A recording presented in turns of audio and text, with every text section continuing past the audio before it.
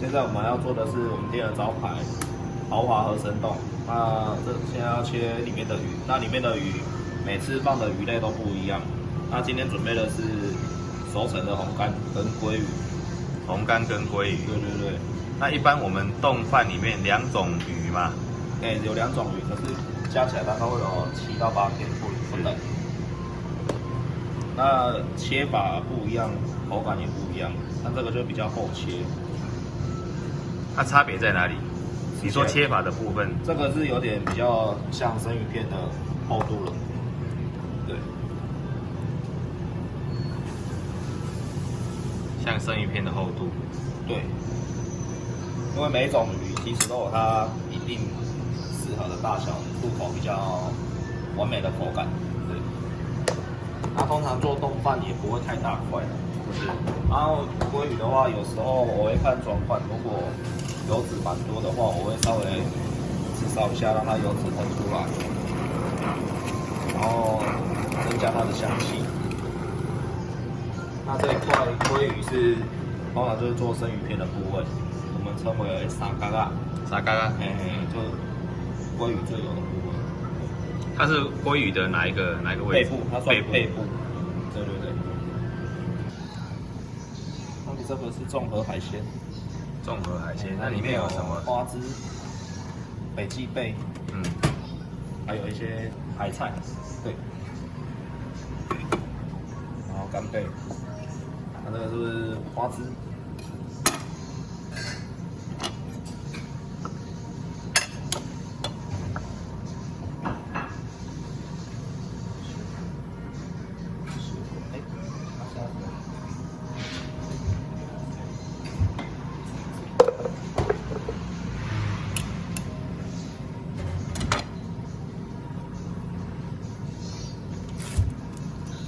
这个是蟹膏，蟹膏，对，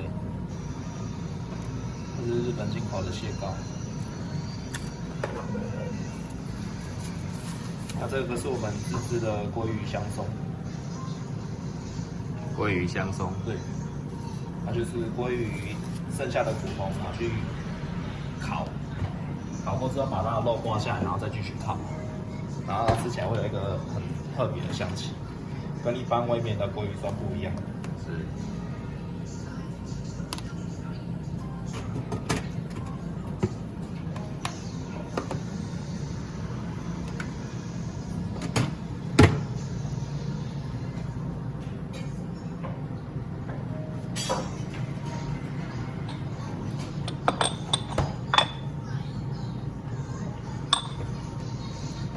然后淋上我们特调的酱油。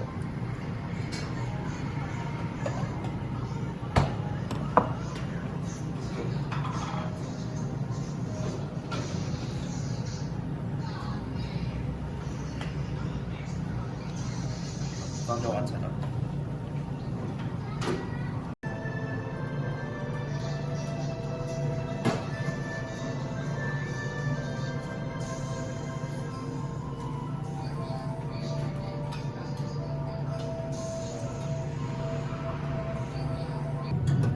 那现在我们要做的这道料理是，这个是我们的蛮多客人点的，这个叫花香杏鲍菇。花香杏鲍菇。对。那现在在抹的这个是？这是油，高温的油，可以耐高温的油。是。然后跟一些胡椒盐。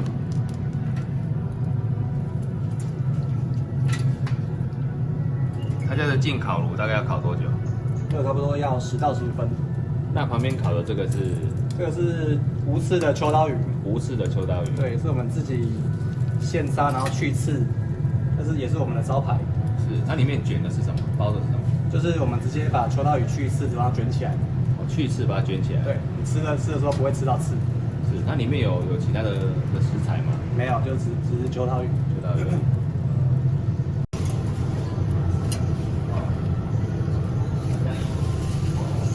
这个你一部分你要依你们的经验下去看它烤好了没？对。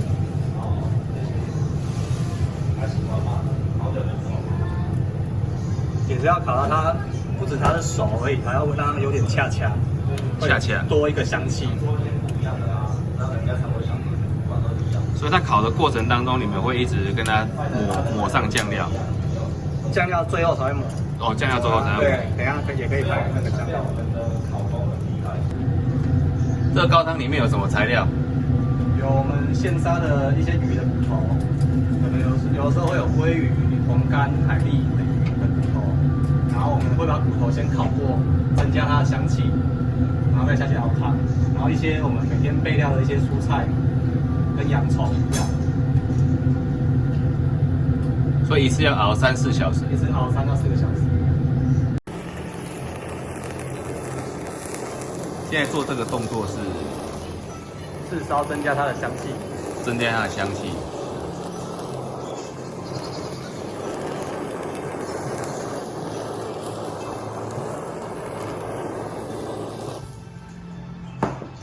林小姐跟我们讲一下哈，你这次来点的是红酒牛肉咖喱啊，你觉得怎么样？吃的怎样？口感？很好吃，我觉得很入味。那他们的东西就是成品看起来很像艺术品，那能感觉得到他们的用心，店家的用心。啊，你怎么会知道这家店？啊，是朋友介绍的。朋友介绍的。对，吃过也是好吃，推荐我过来。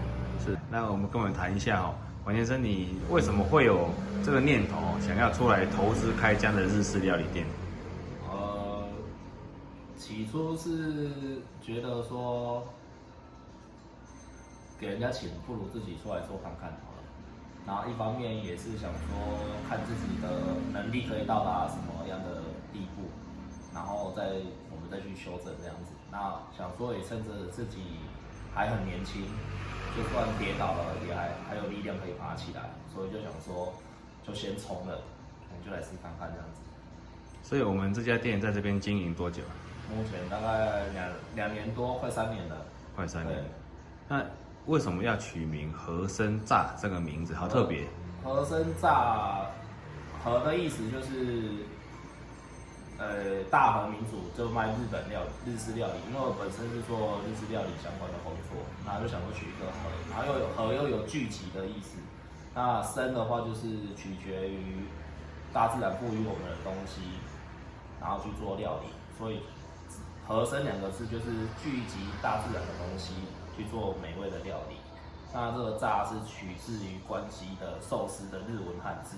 那因为我们比较想做的是有关于寿司的料理，那我们就先从定食先开始慢慢的打入，然后后来就是增加了一些烧烤，对，后来到现在有增加了一些寿司，还有一些寿司的冻饭这样子。整个投资到现在已经回本了吗？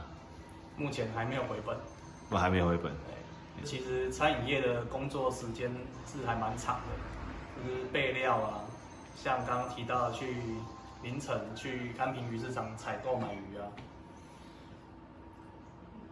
这个部分也是算辛苦了哈。对，其实整天下来，实际上休息可能也不到8个小时啊。对，因为虽然我们店小小一间，可是要备的东西其实是蛮多的。谈一下哦，对于经营这家店，你们的一个经营的理念跟宗旨。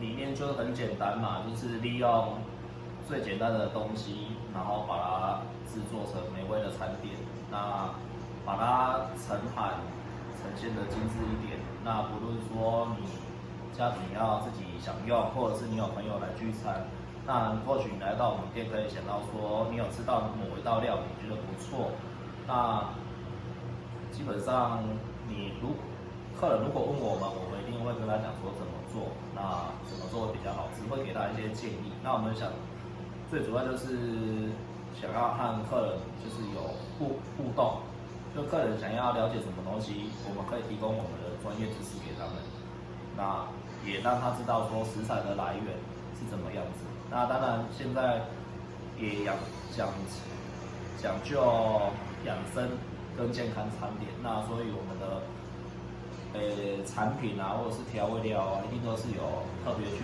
精选过的。